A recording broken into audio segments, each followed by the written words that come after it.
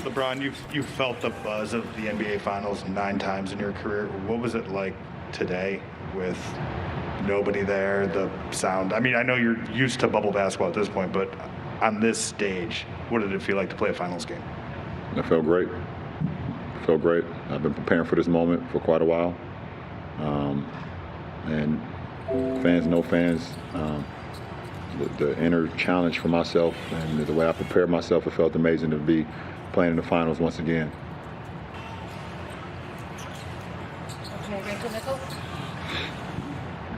LeBron, you've seen plenty of times over the years where if one team has a bunch of injuries, the other team kind of floats a little bit and doesn't come at them as hard. How do you make sure that you guys don't do that in game 2? We got so much more work to do. The job is not done, and we're not satisfied with winning one game. It's that simple. Already, Chris? Thanks. Ron, there was a few times where you guys got up big, and then there was a lot of celebrating going on, and I seen you sometimes you had to rein them in a little bit. What do you from your experience, what have you seen in the past that got you to the point where you felt like sometimes you just say like, okay, let's keep it on task? The best teacher in life is experience, and I've experienced moments in my career, finals games, where you had all the momentum in the world and you felt like you had the game under control, and one play here or one play there could change the course of a series or change the course of a game. And one in particular that always rings home for me is Game 2 of the 2011 Finals in Miami versus Dallas. D. Wade hits a 3 right by that bench. I believe put us up either 13 or 17. And from that moment on, Dallas went on a hell of a run and finished it off with a Dirk Nowitzki left-hand layup to steal that game. That shit burns me to this day. So I always talk about the best teacher in life is experience, so I've experienced a lot. So that's what prompted me to be who I am today, is being able to have those experiences. Okay, we'll send it back to Will. Right, thank you. Yeah, we're going to take 3 more on my side. Tanya? Bron, I'm wondering in a game like this, when you guys have the kind of lead that you had, are you already thinking, this is what we've done, this is what we could do better, here are some things that we're doing wrong? Were you already in that frame of mind during this game? Yeah, absolutely.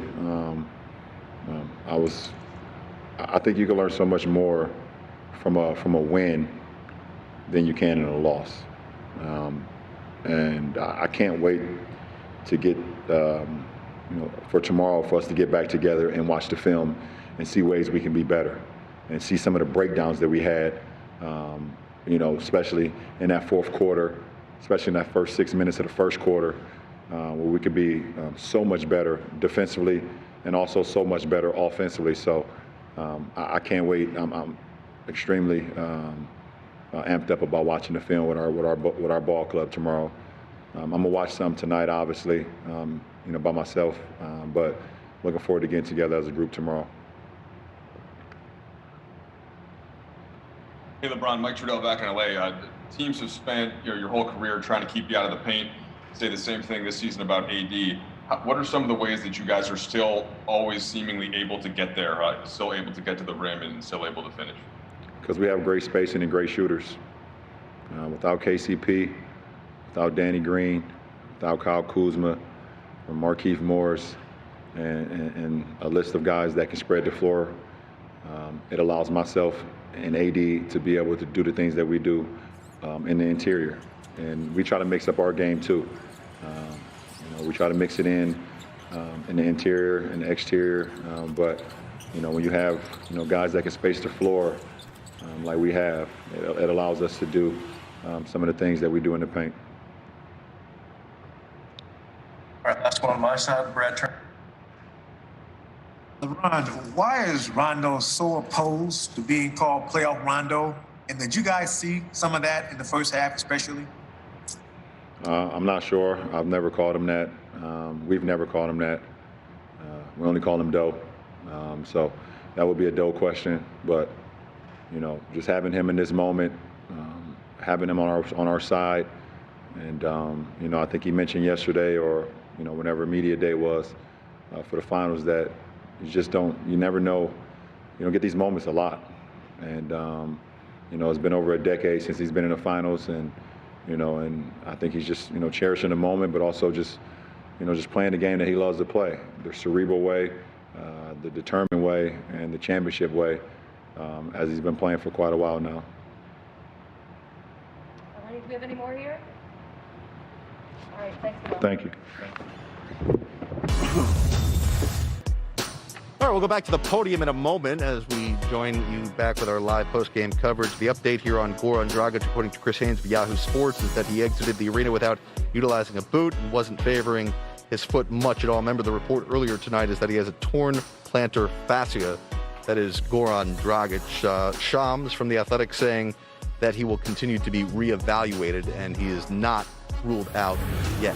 We welcome you back to Lake Buena Vista, a.k.a. the Orlando Bubble. Steve Smith, Jared Greenberg on the court here after the Lakers' convincing Game 1 victory. But as we look ahead to Game 2, the story is going to be, Smitty, about not just the Dragic injury, but also Bam Adebayo, who left Game 1 with a shoulder sprain. He also had x-rays. Those were negative. So massive question marks surrounding the Miami Heat. And obviously Adebayo, he's an all-star.